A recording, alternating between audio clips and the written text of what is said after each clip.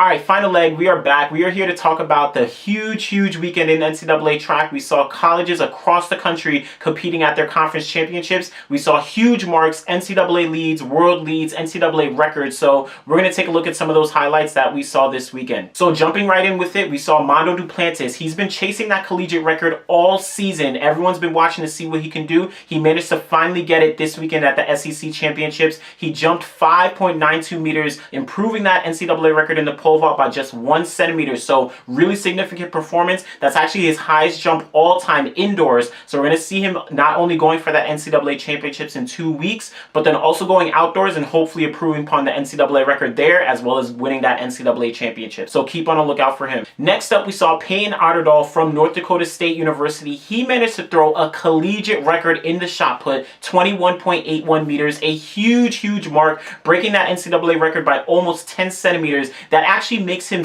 number 6 all time, either indoors or outdoors in the shot put. So he's definitely not only going to be going for some NCAA championships, but also potentially going for that outdoor NCAA record. So we'll see a lot more from him as well. Now moving into some sprints, we saw Divine Oduduru from Texas Tech. He was the NCAA champion in the 200 outdoors last year. So this year, he's really showed up. At his championships this weekend, he managed to run 20.08, number 2 all time in the NCAA. That's only 0.06 away from the NCAA record set last year by Elijah Hall. So look for him. He's definitely the favorite going into the NCAA championships in that 200 meters. Sticking in the 200 meters, from Ohio State, we saw Anavia Battle. She managed to run 22.80. That's actually the NCAA lead this weekend. Huge performance from her. A lot more to come. She is going to be going into those championships as that NCAA leader in the 200 meters. Now, moving up to the 400 meters, we saw 2 significant performances from 2 different conference meets. First, Will London in the 400 meters from Baylor. He managed to run 45.19 in the 400. That makes him number 11 all time in the NCAA 400 meters indoors.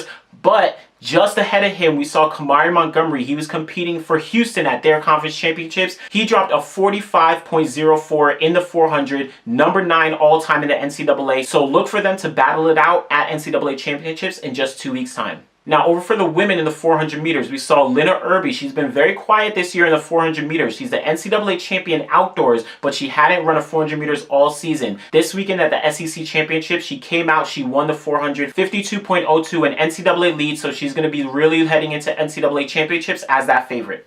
Now, jumping down to some hurdles, Grant Holloway, he's been dominating the 60-meter hurdles all season. This weekend, he managed to win the SEC championships running 7.44. That's a 3rd fastest time all time in the NCAA, only behind his own 2 marks that he owned. But right behind him was Daniel Roberts from Kentucky. He really put pressure on Grant Holloway. He managed to run a huge personal best of 7.48. That moved him to number 4 all time in the NCAA. So we're going to see a lot of competition from these two when it comes to NCAA championships in 2 weekends. Daniel Roberts is really going to be challenging Holloway for that title. Now, finishing off with the sprints, at the SEC championships, the women's 4x4 ran the 4 fastest times that we've seen in the NCAA all season. Leading things off was Texas A&M. They crossed the line first in 329.15, taking that NCAA lead. Just behind them was South Carolina. They ran 329.56, so not too far behind. Then right behind them, we saw Florida, who ran 329.57. Then Arkansas finished things off with 329.69. So huge performance for all 4 teams. Look for them to really challenge for that title just in 2 weeks at NCAA championships.